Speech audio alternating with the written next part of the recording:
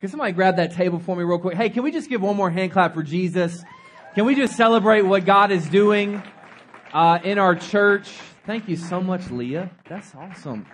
Well, man, I'm excited about tonight. I was wondering if Dad was going to leave me any time to preach or not say all my notes. That's the one thing about deliberating with a preacher. You don't want to tell them too much of what you're preaching because then they'll just kind of preach it for you a little bit. But I just want to welcome everybody and just thank you for being here again. You guys can just take me out of these monitors if you need to. Thank you guys for being here again. We're going to just dive into a little bit tomorrow again to reiterate. We're going to be talking about some culture. We're going to be talking about some visions, some things that God is doing in our church. We're expanding. We're growing. You guys just saw how many people have joined our church since the launch team, since we've done some things over the past year. And so we definitely want you guys here. We're going to get this figured out, or do I need to switch to a handheld? Because I'm ready to go. You good? Okay, awesome. All right, well, I'm ready to go. I want you to dive in with me, John chapter 8. Let's quickly turn to John chapter 8. I don't want to keep you guys too late tonight, just 11 or 12 o'clock, something like that. We'll be good. We're good to go. Is this good? It's going to throw me off. It's going to throw me off. I can switch to a handheld if I need to. John chapter 8, if you're there. Anybody there? A few people there. We're going to have it on the screens. If none of y'all brought y'all's Bibles, you're not even there. You're like, I'm there. That don't count. I got it on my, I bring the Bible up here, but I really got it on my iPad. It's just, you know how it is. 2019. We're not going to judge anybody. But let's read in this John chapter 8. But Jesus went to the Mount of Olives. Now early in the morning, he came again into the temple, and all the people came to him. He sat down and taught them. Then the scribes and the Pharisees brought to him a woman caught in adultery. And when they had set her in the midst, they said to him, "Teacher, this woman was caught in adultery in the very act." So we caught her in the act, if you can get that little picture. I won't go any deeper than that. "Now Moses in the law commanded us that such should be stoned. But what do you say?" They're trying to trip him up here. They're trying to get him to contradict the law. This they said, testing him that they might have something in which to accuse him. But Jesus stooped down and wrote on the ground with his finger as though he did not hear them. This is just Jesus being petty. He's just like, I'm just going to ignore you. I'm just going to get down. I'm going to start drawing something. Some preachers say that he started writing down the things that they had done. We don't know that, but he started just writing something in the sand and acting like he didn't hear them. So when they continued asking him, he raised himself up and said to them, "He who is without sin among you, let him throw a stone at her first." And again he stooped down and wrote on the ground. Then those who heard it, being convicted by their conscience, went out one by one, beginning with the oldest, even to the last. And when Jesus was left alone and the woman standing in the midst, then Jesus raised himself up and saw no one but the woman. He said to her, "Woman, where are those accusers of yours? Has no one condemned you?" She said, "No one, Lord." And Jesus said to her, "Neither do I condemn you. Go and sin no more." Go and sin no more. I want to talk to you just for a few moments tonight. And this is just family time. So I may say some things I might not say on a Sunday if that's good with you. But I just want to talk to you just for a few moments of this idea. It's not complicated. It's not complicated. Look at somebody and say, "It's not complicated." Some of you just said that to your girlfriend or your boyfriend and they're like, "Wait, I thought you said it was complicated." It's not complicated. Let's pray one more time. God, get my mind right now. Dear Lord, we thank you for what you're doing tonight. God, we thank you for this team. We thank you that you have brought us up as servant leaders, that we're not just volunteers. We're not just people filling a role, but we are leaders. And we are affecting people and letting people experience you. In Jesus' name we pray. And we all said, amen. Hey, have you ever been in a situation before that was just complicated? Anybody been here before? Because we tend to make things really complicated. A situation for me that gets real complicated real fast is when our family goes to a restaurant, and just between our family, there's about 10 to 12 of us, and then we have a couple adopted brothers and adopted sisters and some just other people. Like I don't know who they are, but I guess they're part of the family. Thought it was family night, and they're just here, so I guess that's just what it is. And so we'll have, and every time we come to the restaurant, I just want to sit down. I just want to get my free chips and salsa, and I just want to go on with the meal. But no, it can't be that simple. It's got to be complicated. So I try to sit down And then usually my lovely wife or my lovely mother will stop me and say, "You're not sitting in the right seat." I thought all the seats were open. No one claimed a seat. Like there's no reserve. We didn't pay tickets. This isn't VIP seating. I'm just trying to sit down, trying to get my Coke Zero if they have a Coke Zero. If not, I'm not coming back. And then I need my free chips and salsa. It's so complicated. And they'll be like, "Okay, Alex, you sit here, and then Hannah's going to sit here, and this person's going to sit here, and then we're going to do the Pythagorean theorem, and we're going to move them around, and we're going to have this person over here." And then everybody sits down, and then you're like, "Wait, we messed up somewhere. Like that person shouldn't sit by that person, and now it's awkward, and now we're yelling across the table." And I'm just like, it's so complicated. I just want to eat my chips. I just want to eat my chips. And I'll make them mad too, because I'll be like, "Y'all figure it out. I'm sitting right here. You can place people around me. I'm going to sit right here. I don't care what y'all say. I'm going to sit right here." It's complicated. We make things so complicated in life. We make things so complicated. There's a story of my hero, Truett Cathy, the founder of Chick-fil-A. And I know I mentioned them a lot, but I'm really working on this endorsement deal. I want to be the first preacher that has an endorsement deal with Chick-fil-A. I'm working on it. But Truett Cathy, there's a story, and maybe you've heard it before, but there's a story of him, and he was older, and at this time he wasn't really running the company anymore. He would just simply come to the board meetings, kind of hear what the young guys were saying. You know, what are people telling us we should do? What are the new ideas? And he would just kind of listen there and rarely gave any input. He would just let these people kind of run things. And at this time, this was a while ago, there was a chain called Boston Market. And I don't think we have Boston Markets here in this area, but there was a chain called Boston Market that was the competitor of Chick-fil-A. And at this time, they were really outpacing Chick-fil-A in their franchises and their sales and their marketing. They were just beating Chick-fil-A. And so all of these young guys and all these, they were looking at the charts and looking at the markets and doing all the market research. And they were saying, "Well, we should do this and we should add this and we should change up this logo and we should change this pricing." And they were going on and on and on and on about all the things that they should do. And so finally, I can just imagine Truett Cathy, he's an elderly man. He's sitting there and finally he just slams his hand on the table. And everybody's just shocked because they're like, "Okay, Mr. Cathy, he doesn't normally say anything. Like what?" And he just slams his hand on the table and he looks at everybody and says, "What's this got to do with chicken? I know you're talking about all this stuff. I know you're talking about the marketing and the market research and the sales and the franchises and should we be on this street? Should we be on this side of town? But what's that got to do with chicken?" Because see, Truett Cathy, the reason he started Chick-fil-A is because men that were working shift work didn't have time to go to a restaurant. So he put a full meal in a sandwich. He had the bread, he had the pickle. He put it and he said, "It's all about chicken. What we do is chicken. We don't do hamburgers at Chick-fil-A. We don't do fish fillet at Chick-fil-A. We do chicken. What's this got to do with chicken?"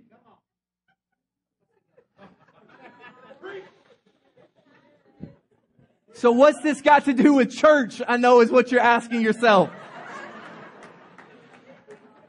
"Pastor, I'm here for the team meeting and you're just making me hungry. Like what's going on? What's this got to do with church?" Well, here's the thing. We make things complicated in church. We make things so difficult in church. Well, there's people saying, "Well, we should do it this way and we should do this and we should add this and we should try these things." And I'm all for that. I know I'm the young guy in skinny jeans and the weird shirt and I have tattoos and all that kind of stuff. I'm all for that stuff. But sometimes we just have to ask, what's that got to do with Jesus? What's that got to do with people? What's that got to do with saving the world? I know we got to do these things, but what's that got to do with the salvation and hope and the glory of people? I don't know if y'all can hear me. I can't hear myself, so I'm just going to go for it. I'm just going to scream. What's that got to do with people? We complicate it so much. Well, are we going to do this or are we going to do this? Is this going to be our worship style? Are we going to have the lights like this? Or are we going to have this? Or should we do this over here? And should we dress this way or should we dress that way? Are we wearing jeans or are we wearing suits? And all those things are important, but what's it got to do with Jesus? And so often we get so worried about all the little other things, all these little incremental things. And there's people out there that just need Jesus. They just need a chicken sandwich. They just need one option. They just need Jesus. So here at Oasis, you don't have to know. It's not real complicated because we're doing a lot of things and we got a lot of programs and we got a lot of things we're going to try, but it's not very complicated. It's Jesus and His people. It's Jesus and His people. Come on. It's Jesus and His people. We might throw some sauces in there. We might have some Polynesian over here and some Chick-fil-A over here. But forget all that. It's just Jesus and people. It's chicken sandwich and waffle fries. We're real simple around here.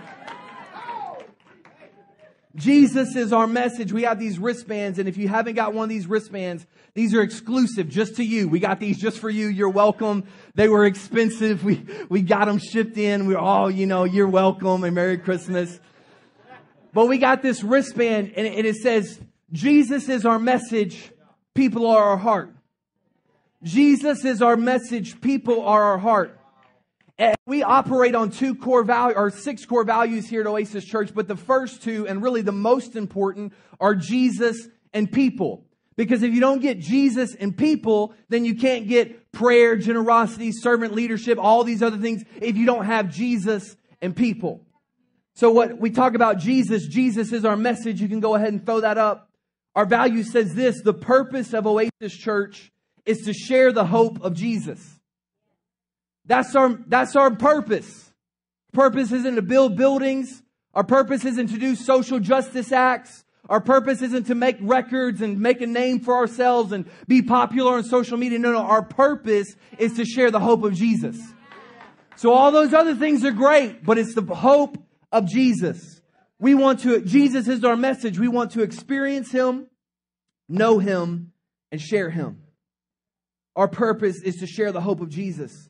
The life change that can only be found in Jesus. His love, His mercy, His grace, His faithfulness, His provision, His forgiveness. Only things that we can get from Jesus. That's what we're here to share. We're not here to share self-help. We're not here to share life principles, even though we do all those things. Without Jesus, it doesn't matter. Without the purpose of we are here to share Jesus. I know we could do a lot of things on Sunday morning and we could do things that maybe even we would like, but that's not the purpose. The purpose is to share Jesus with as many people as possible. We're here to share Jesus. But maybe you're asking yourself, well, mate, isn't there more to that though? Like, wait a second. I know it's Jesus. Like, we got that. Jesus. Like, have you ever been in Sunday school before and they ask you a question? You're like, Jesus. That's the answer to everything. You got a little, like, I know there's that, but isn't there more? And see, this is a question people have been asking for thousands of years now. Because when Jesus died, rose again, was ascended into heaven, commissioned the apostles, commissioned His disciples, they begin to see people's lives changed and people saved all over the world. But the first Christians were all Jews. And so when they were saved, a lot of them said, okay, we get this Jesus thing, but I think we need to add some stuff on top of it. So we say that Jesus is the Messiah, but we still want you to obey the law. So this is what we see in Acts chapter 15. Paul and Barnabas, they've been seeing a revival. They've been going all over the world. They've been doing all this thing, seeing thousands of people saved. And then this is the response. And certain men, those guys, those guys came down from Judea and taught the brethren, unless you are circumcised according to the customs of Moses, you cannot be saved. So I know you got this whole Jesus thing, but I need you to do another step. And that step, pretty serious step. How would you like to walk out of church on a Sunday? You're all fired up. Jesus loves me. This is amazing. Hey, man, we about to go to the hospital. I'm going to need a little procedure real quick. A little. But let's be real. That's what they were saying. And these men were grown men. These weren't babies. These weren't children. They were adding things on top of it just being Jesus. And even though we would maybe never tell someone today to have that procedure to be saved, we may say, well, I know you're saved now, but you got to dress like this. I know you came to church Sunday this way, but next Sunday you better clean yourself up a little bit. I know you like that type of music, but in order to really be saved, you got to do some things. In order to really be saved, you got to talk a certain way. And what? No. It's just Jesus. It's just Jesus.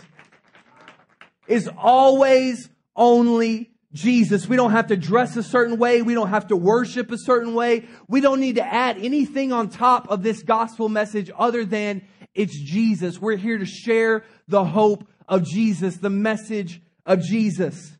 John chapter 14 says this, and Jesus said to them, I am the way, I am the truth, and the life. No one comes to the Father except through me. You don't need another truth. You don't need something on top of this. I am the way, I am the truth, I am the life. Mark chapter 2 verse 17 says, when Jesus heard this, He told them, healthy people don't need a doctor. Sick people do. I have come not to call those who are righteous, but those they know who are sinners. It's a hospital. And what we have to focus on is that we focus on our main mission as a body. Our main mission as a house, our main mission as a church is to share the hope of Jesus. Yes, we're going to get to some things. We're going to be announcing some things tomorrow and over the next couple of weeks. We're about to kick off some discipleship classes and some care courses and some small groups and some different things that, yes, we're going to get to some Bible studies and some different things. But unless we're sharing the hope of Jesus, none of that else matters. Unless people come and experience Jesus here or when you're talking to them on their job or when you're talking to them at school, wherever it may be, unless they are experiencing Jesus, none of that other stuff matters. It's all about Jesus. We have to accomplish the mission. We can't contain Him. See, it's not about us just experiencing Him in here. It's about us taking Him out there. It's not just about us coming in here and enjoying the worship. Because I enjoy the worship. Like we come in here and we're dancing and we like our music and we all know the songs because we're singing them all throughout the week. But there are a lot of people coming here that have no idea what's going on. And they're like, why is it so loud in here? Why is this guy sweating? Why is he screaming? Like why is it packed so tight in here? Like, I don't understand what's going on. And we have to understand that it's not about just keeping it in here. It's not about just containing an experience. It's about taking it out there. And here's the thing. Well, maybe you're asking yourself, well, if Jesus really wanted to do something, wouldn't He just do it? Like, this is what I think is so interesting about the revival mentality that so many people have. Of we're wanting a revival. We want an awakening, God. God's cool. You're awake. Go do something. You already got woke, so you've been raised to new life in Christ. You were dead, and now you're alive. Like, I woke you up. Now go do something. I think we all have this mentality that Jesus is just going to come down in the clouds and say, I've arrived. Hey, Austin, I've arrived. I'm here now. Like I know you're all sinning, but I'm here now, so all turn to me. And a lot of us, that's what we're waiting for. If I need some special event, I need some big thing. We need this awakening, this revival. And we've been praying for 21 days. We've been fasting. We're getting filled up. We're hearing from God. We're feeling God. If you're not, maybe you need to get in the rotation and in what God's doing because He's speaking. But we can say, God, I need you to do something. Just do something. God, I wish you would speak to my coworker. God, would you just speak to them? God, move in their life. Just pop up in their email. Just send them an email that says, I need an email. Just send them something, God. But God always uses people. If you look all throughout the Bible, the biggest moments in history, millions of God's people, the Israelites, trapped in captivity, slaves in Egypt. We believe and we understand that God could have come down in a moment, could have wiped out all of Egypt, could have set His people free, could have set them up as the new rulers. He could have just deleted Egypt from existence and everybody would forget that they existed. He could have done whatever He wanted. But He chose a murderer who was hiding in the desert that had a stuttering problem and said, I need you to go tell Pharaoh, the most powerful man in the world. At this time, Egypt was the most powerful country in the world. They were a kingdom. I need you to go tell him, let my people go. I need you to do that, Moses. Like, I know I could go down there and do it, but I need you to do it. I need you to make a move. I need you to say something. So God always uses people. He has already commissioned us into His work. We have to accomplish the mission. See, the church is the forward operating base of the kingdom of God. We are the ecclesia. We've talked about it before, but I just want to recap real quick. The word that the Bible uses for ecclesia, it's actually a Roman word. It's a government word that when they would take over a country, they would send in this group of people called the ecclesia. And the ecclesia would talk like Rome. They were educated like Rome. They dressed like Rome. And what they would do is they would come into a place and they would take over and they would say, okay, now you're going to be like Rome. So we are the ecclesia. We're the forward operating base that God has placed us here now to send us out. The last thing I'll say about this, about Jesus, is when you're on mission, you don't worry about your position. When you're truly living on mission, it's not about my position, it's just about accomplishing the job. See, I've never been in the military. I've never been in a tactical situation before, but I do. My cousin is, I won't say his name or anything because he's special forces, but he does some pretty crazy stuff.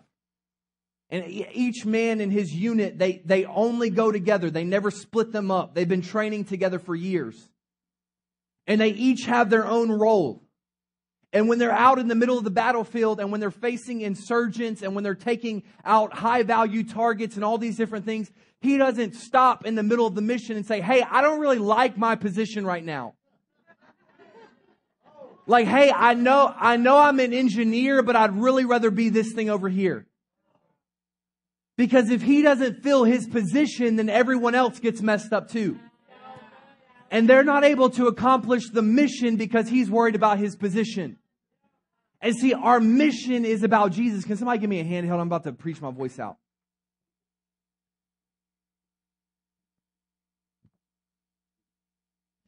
He's not worried about his position. He's worried about the mission of we have to accomplish something.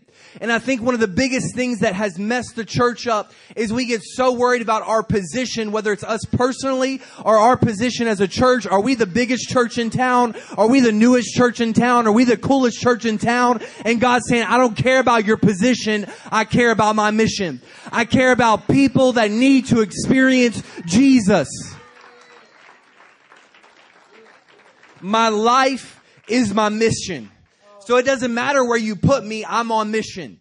It doesn't matter where I go, I'm on mission. My workplace is my mission. My school is my mission. My family is my mission. I'm on mission whether I have a title or a position or not because Jesus already commissioned me.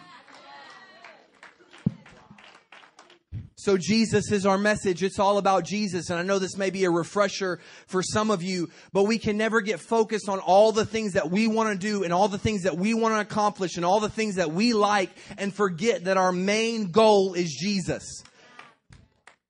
Like if we're seeing people saved every week, we're accomplishing our goal. Like we'll figure out our discipleship process. We'll figure out our follow-up process, but we need to be seeing people come in and experience Jesus. So Jesus is our message. The second part is people are our heart. People are our heart. And we got these wristbands because now we can take this as a reminder that whenever you're going around, the message isn't about me. It's not about my position. It's not about what I want. The message is about Jesus. But the message doesn't really matter if we don't get it out to the people. Thank you. Cheers. This is the value. Our heart is for all people. That's all caps. All people. That's every age. That's every race. That's every religion. That's every denomination. That's every background. That's every felony status. That's every income level. Our heart is for all people. All people are loved by Jesus. We desire to help people live the life they were meant to live in community with others. See, we're in the people business. Everything we do is to love and to serve people. Everything you're doing on a Sunday, everything you're doing on a Wednesday night, everything you're doing when we have events and we eventually have home groups and community groups, everything you're doing is to love and to serve people. Because we can't save them, but we can serve them and lead them to Jesus. Only Jesus can save them. We seek and we serve the lost. So our heart is for all people. Everything we do is to love them. We're bringing people to Jesus. And here's the thing. If our heart is for all people, we can't just settle for some of the people. See, if our heart is for all of Austin, we can't just settle for 400 people from Austin. See, if our heart is for all of Austin, we can't just settle with one location. We can't just settle with 3 services. We can't, because our heart is for all people. We caught a lot of flack for this when we first launched our church, because a lot of people told us, the experts told us, which it's interesting that a lot of things they told us we've disproven, but I won't say that. They said you got to reach one kind of person. You got to figure out, okay, are you going to reach Caucasian people or African American people? You're going to reach middle-aged people or young people? You're going to reach working class or upper class? Master's degree or high school education? You got to figure out who's the person that you're trying to reach. And we said, well, I didn't read that in the Bible when God said go into all the world, all nations, all creeds, all languages. I didn't read that there was an economic cap on that Great Commission. Y'all about to make me preach. I got to do this 3 more times on Sunday. So it's to go into all the world. Now listen, let me bring it down here a little bit. This is a little bit more practical. If we're trying to reach all people, the number one thing that will stop us is not division. It's not worship styles. It's not evangelistic outreach tactics. It's not preaching styles. While all those things can divide us, all those things can trip us up, the number one thing that is going to stop us is being an inwardly focused church. The number one thing that will stop us from reaching more people is where we get to a point where we say, I'm good, and now I just want it to be about me. Where instead of this being a beacon of hope shining out into the city, I just want it to kind of shine on me. And I kind of want everybody to see how good I am and how talented I am and how gifted I am and all the things that I want to do. But we're called to be a city on a hill, a light that cannot be hidden. Tom Rainer, who is a leading expert on church statistics and church research, he's a leader at Lifeway Research, Lifeway Christian bookstores. They're always researching churches, what churches do, what growing churches are doing, what shrinking churches are doing. This is what he said. Stated simply, the most common factor in a declining churches is an inward focus. What does that mean? An inward focus is this. There are very few attempts to minister to those in the community. Church business meetings become arguments over preference and desires. Any changes necessary to become a Great Commission church is met with anger and resistance.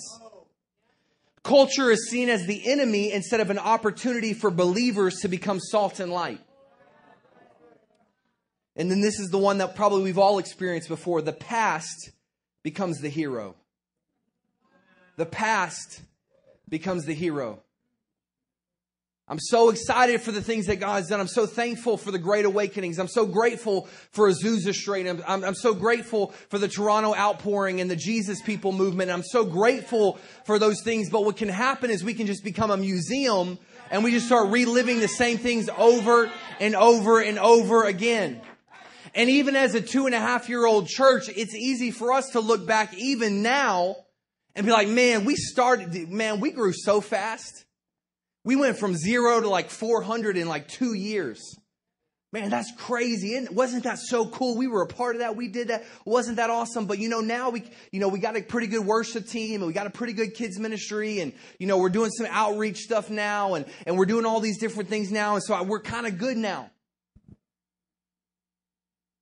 I wrote this down. You know how I like my rhyming things. It says the church is not a retirement home. It's a refuel station. The church is not a retirement home. It's a refuel station. Y'all clapping. You don't even know what I'm saying. You're like, that's good. I'm about to get my gas. That's good. But a retirement home is somewhere you go when you're done. A retirement home is where you go when you're at the end and you're not going to go any farther. But a refuel station, a gas station, is where you go when you're on empty. And you could stop, and you could be done, and you could say, this is as far as I can go, but I'm going to pull into this refuel station. I'm going to take a little break, but it's going to fill me up with the energy and the passion and the things that I need to then go back out and continue my journey, continue my trip. So right now, I may be empty right now. I may be broken right now. I may be church hurt right now. I may be sinning right now. I might just be whatever right now. But the church, I'm coming into the church and I'm getting refueled. I'm getting filled with God's Spirit. I'm getting filled with His passion. I'm getting filled with faith. I'm getting filled with His vision, and I'm about to go back out. We get filled to go back out. If people are truly our heart, then we have to place people over our preference. This is where it's going to get a little tight. If people are truly our heart, then we have to place people over our preference.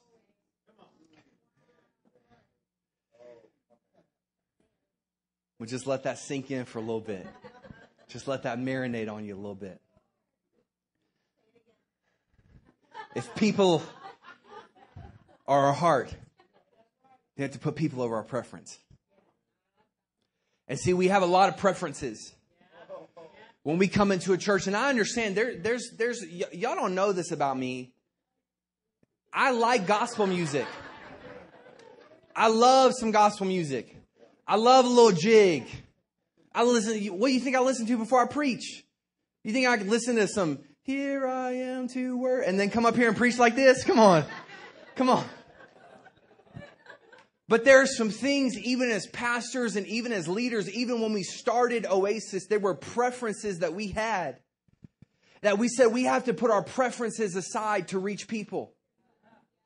Like, I'm going to be honest with you, it's not really my preference to preach 3 times on Sunday and then do next steps and then have a meeting on Sunday night usually and be counseling people and people text messaging me and counseling people in between services, then coming back out. Like, that's not really my preference, but I care about people. It's not really my preference to reach out back to people at 10 and 11 and 12 o'clock at night when I just want to go to sleep, or I just want to lay my head on my pillow with my wife and snuggle a little bit. But it's people. And I know I'm standing up here and you're like, well, that's your job. And I'm kind of a quote unquote professional Christian or whatever you want to say. But that's all of us. We have to say my preferences don't matter when it comes to people. If I have to wake up early and get to church, it's about people. If I have to serve these people, it's about people. If I have to give up my seat to a visitor, it's about people. I'm about to kick everybody out in our 10:30 service. Made me so mad. No, I'm going to tell you, made me so mad. A young couple came, first time ever come to church. Don't know if they're Christians or not. She's pregnant, comes in a 10:30 service, and ain't nobody giving up their seat for a young pregnant lady to sit down and enjoy Jesus. So they leave, and they fill out a new here card, and they say, we'll be back next week, but there's no place for us, so we're going to leave. And I know we got a tight spot, but you can come have my seat. I'll sit on the floor. We got to get the mentality where it's about people. And I'm going to just say, I know we got some new people in here, but I'm going to just say, if you're on the serve, I don't care if you got a reserved seat or not. It doesn't matter. You can give up your seat.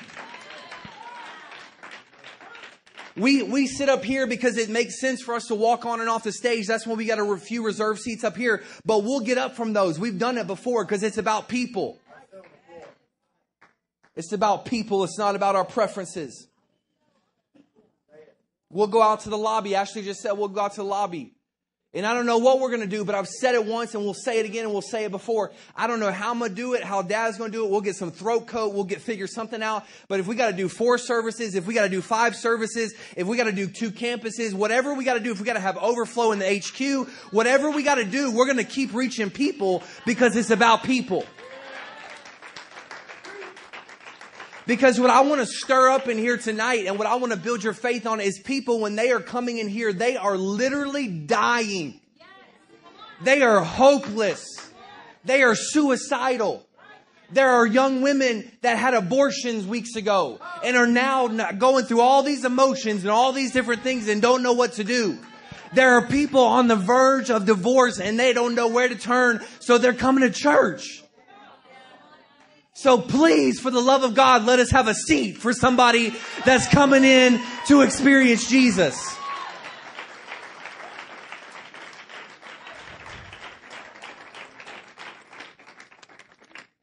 We're going to figure it out. We'll add more chairs. We're going to do whatever. But it's about people. We're not slowing down. We're not stopping.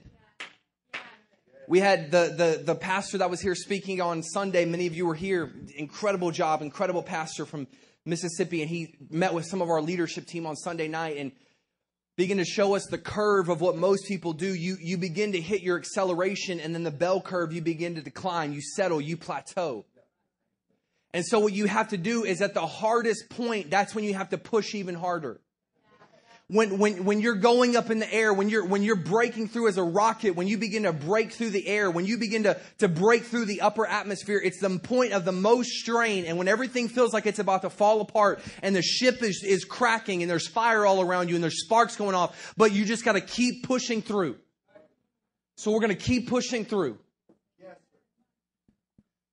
We're going to keep going. People are our heart. And here's the thing. I know you're in here and we have a lot of different teams. That's why we're saying it's not about the position. Every role is important. That's what we teach in our next steps. Because we believe that God has given us a reason and He has given us a vision for everything that happens. And I just want to share a few things with you. Like, we don't just have coffee because we have coffee, even though I'm thankful for it. I think we need to anoint Dave Horton as our coffee pastor. But we have coffee because there are people that are coming into church who their idea of church is all the church wants to do is it wants money from me and it wants to abuse my talents and it wants everything from me, and all they want to do is take. And so before they even walk in the auditorium, we're like, hey, we want to give you something. Here's something for free. Here's a hug for free. Here's a handshake for free. We want to get, before we ever ask anything from you, we want to give you something. We don't need just greeters and people shaking hands and people high-fiving. While that's great, that's kind of on the outside. But on the inside, we need some people that are ready to minister. That when somebody comes in and you say, hey, how you doing? And they're kind of like, good. You don't just shake their hand and say, okay, well, I ticked that off my list. I've done my task. I've done the procedure. No, you say, hey, can I talk to you for a second? Do you need some prayer? Do you need something? Can I help you? Can I talk to you? Here's my phone number. Let's get coffee. Let's do something.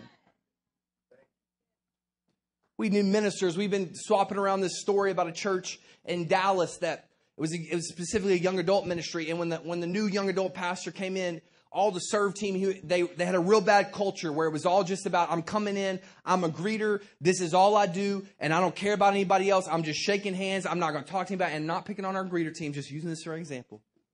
He did it with the sound team. He did it with everybody.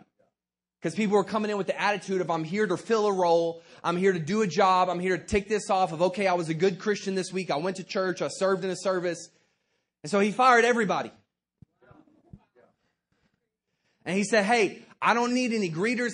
But I do need some people. I need some ministers that are ready when somebody walks on these doors, that are ready to pray with somebody, that are ready to greet somebody, that are ready to walk some people through some hard things. I need some people that are ready to affect some people, that care more about the people than the protocol and the procedure, because our heart is for people.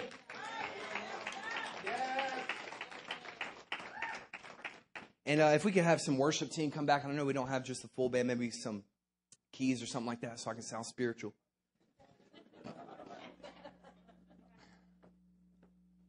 Oh, look at this. This is the duo right here. First time I ever saw Hannah, she was leading worship at a prayer meeting. That's where I fell in love. She was on the keys. 10 people in there. It's the heart of a worshiper, just saying that. Can you worship when nobody's listening to you? I'll just say that.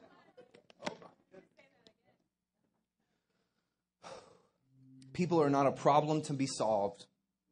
They're a soul to be loved. People are not a problem to be solved. They're a soul to be loved. When people come in this room, they're not just a number. They're not one out of 400 and whatever that's here on a Sunday. It's not that person in the back on the third service that raised their hand. It's a soul. And everything we're doing at this church is because of the soul.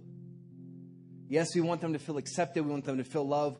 But their soul is crying out for something. And whatever role you're in, whether it's in kids ministry, whether it's an usher, whether it's a greeter, whether it's coffee bar, whether it's flags, whether it's whatever, you are a part of setting the atmosphere where their soul comes in and they can experience Jesus. Tomorrow in your breakout sessions, your directors are going to be sharing some stories of how each department plays a role in someone experiencing that life change. We've had people come to our church because they were just going to get breakfast on Sunday morning and they saw a flag outside and they came in and their life was changed. We've had people come back to our church because someone gave them a hug. We've had a whole lot of people come back to church because their kids loved our kids ministry. And they're like, we don't really love coming to church, to be honest, but our kids really like it here and they annoy us all week long. When are we going back to church? So we decide we bring them back. We hear that stuff all the time.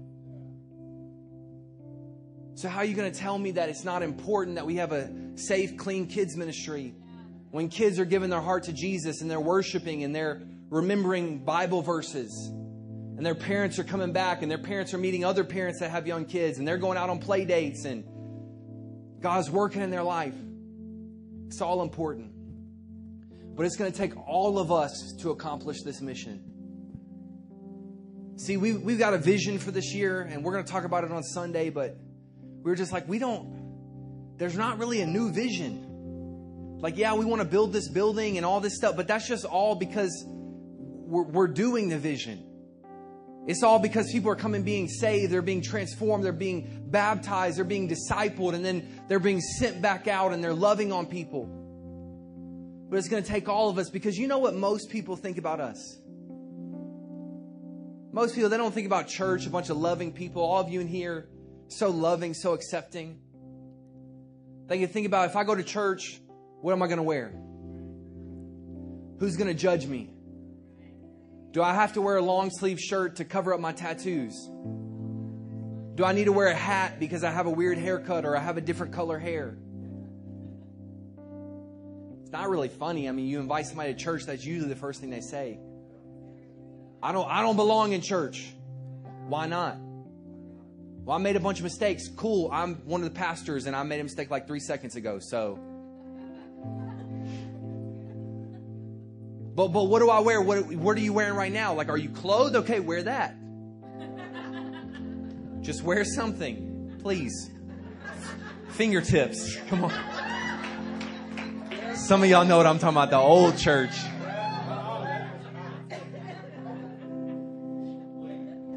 But if somebody comes in here and they're not wearing something that's covering up, or if they come in here and they smell a little bit like weed, they got a little alcohol stank on their breath because they were up till 4 o'clock last night, please let us be a church Or we say, I love you. Because it's not about the way you look. It's not about the way you smell. It's not about what you did last night. It's about your soul.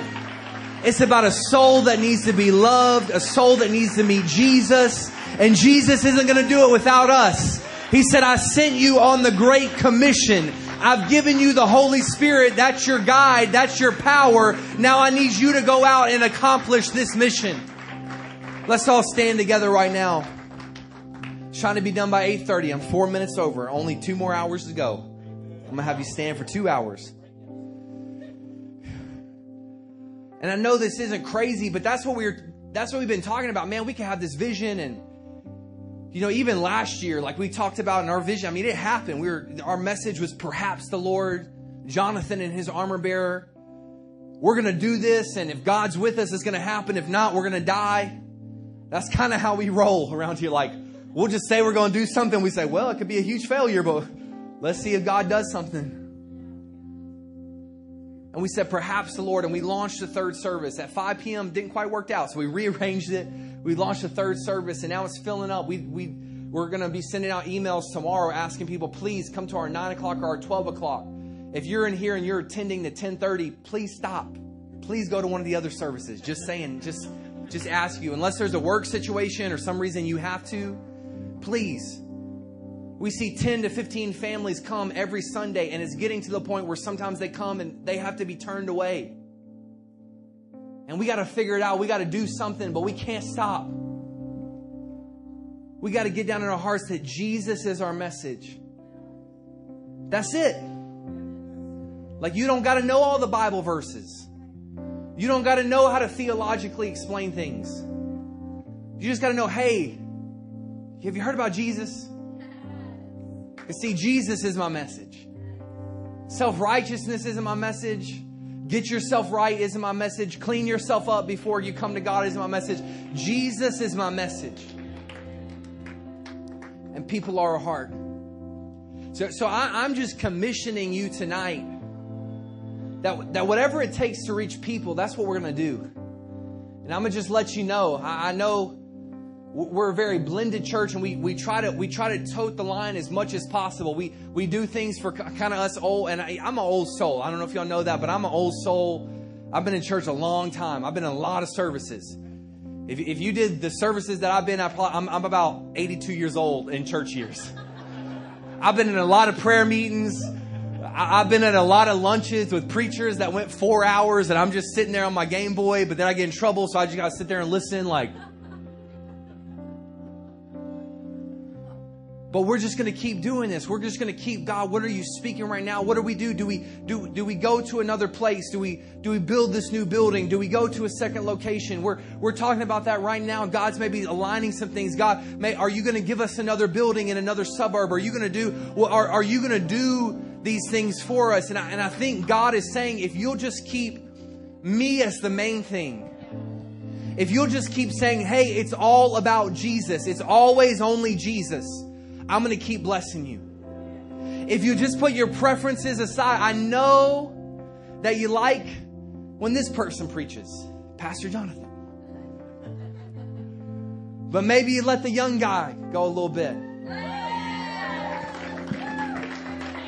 I know you like this type of worship music more, and we try to do a mix. So come back the next Sunday. We'll try to mix it up some. I know maybe you like longer worship services, but after about 5 minutes of singing a song people don't know, they're just kind of looking around. So we've all got preference. Like, yo, we prayed for 12 hours. Like, we churchy. Like, you come up here and pray for 12 hours, you weird. Like, we're weird. Like, if I went up to somebody and told them, hey, you want to come pray with us for 12 hours? I'd be like, bro, how many gods you praying to? How long does it take you to get through the list? Like, how many Hail Marys is that? They don't understand. So there's some things that we do that we love that we're going to keep doing. We've been talking about it's our secret sauce. If you want more prayer, meet us up here at 6 o'clock in the morning, Monday through Friday. We'll be here. Maybe just Dad, and maybe not me, because, sometimes I ain't that saved. No, we rotate. I got one day a month. It's okay. We rotate. But I'm just saying that there are things that we may do, or we may ask you to do something where it's like, hey, it's not really my role. That's not really my calling. And please, I hope that if you've been here, I hope that you know and that you trust us. We're trying to get you in your calling. Like, we're trying to get you in your place. We're trying to work there. We're trying to do it. But right now, we just got to all focus on just the main thing. Like, yeah, one day we'll get there. One day we'll have a school. One day we'll have all these trainings. And one day we'll have all these studios and broadcast all over the world. And one day we'll do all these things. But right now, we just got to keep reaching people. We just got to keep talking to people. We just got to keep loving people. When people come in here and it's a person that doesn't understand what's going on, we don't have to go up to them and be like, hey, you need to do this. Lift up your hands. Pray, do this. Here's the communion bowl. Take this. And they're like, what is communion? What am I doing right now? Hey, by the way, we do this little thing called communion. And if you'll just take one, if you'll just pass it down the aisle, we'll explain it to you in just a minute. It's just such a difference. Well, they need to get their kids right. Their kids running in the church. They've never been in a church before. Like, they never heard that you're not supposed to run in a church. All they see is a perfect aisle to run around. And if you're like me, this right here, they just set it up to be a racetrack. So it's like you and your friends, it's like we got our circle right here 3 times around. Let's see who can go the fastest. Boom. So it's, instead of, and a lot of this, but we can slowly start to drift that way. We can slowly start to drift, and we can forget the first time that we came in. Like, you can forget when you were messed up and somebody loved on you, and somebody took the time to have coffee with you, and somebody took the time to pray with you, and somebody took the time to explain, okay, this is what the difference is between the Old Testament and the New Testament, and here's where you should start reading your Bible. Don't start in Leviticus. Maybe try out John. Remember when somebody did that with you? I remember me when my life was changed. I grew up in church, but my life was changed my senior year of high school. The churches that I began to go into, and it was like a breath of fresh air, because I was like, these people were actually helping me. These people are actually showing me what I should do and explaining things to me. So I could keep going all night, but I hope you've gotten this, that Jesus is our message. What's that got to do with Jesus? What's that got to do with people? And people are our heart. Souls are our heart. I want to just pray for you, and I don't know if I'll close out or if Pastor Jonathan wants to say anything, but if you wouldn't mind just grabbing the person next to you. We're all family in here. And I just want to pray with us that as we go into 2019, it's not anything new. Like everything I just said, it's not new. It's the Great Commission. Go into all the world, preaching the gospel, proclaiming the good news into all people and all nations in Jerusalem and Judea and unto the ends of the earth. That's all it is. Hey, get the Jesus message, the good news, and take it to all people. That's all this is. And we said from the beginning that we're a Jesus church. Yes, we're prophetic. Yes, we're a praying church. Yes, we're an evangelistic church. Yes, we're a worshiping church. Yes, we're a serving church. Yes, we're a loving church, but we're a Jesus church. Because if we can get the Jesus thing right, everything else will fall in place. If we can get our spirits right, if we can get so on mission that it doesn't matter about our position. Dear Lord, I thank you for what you're doing in this midst. God, I thank you that you are here. God, I hope through this crazy message that you've spoken, Lord, that this is what we need to hear from you. That our hearts are burdened. That I know sometimes it's hot when we're packed in here and we have so many people, but isn't it great that we have so many people that is hot in here? I know our kids' ministry is overflowing, but isn't it great that we have too many kids? Because people are our heart. We love people. So God, I pray that you would just now begin to lead us to people. God, that we would begin to refocus outwardly. That we would begin to refocus on this city. That we would begin to refocus on our school and on our suburb. This is a personal conviction of mine. God has been convicting me. That I would begin to refocus on people that are having conversations with, and I'm at Starbucks with, and then they're giving me on my meal and my server. God, that you would begin to make our focus people, and that you'll work everything else out. If we just focus on you and we focus on people, you'll work it out, God. You'll grow your church. You'll grow our lives. You'll grow our faith. In Jesus' name.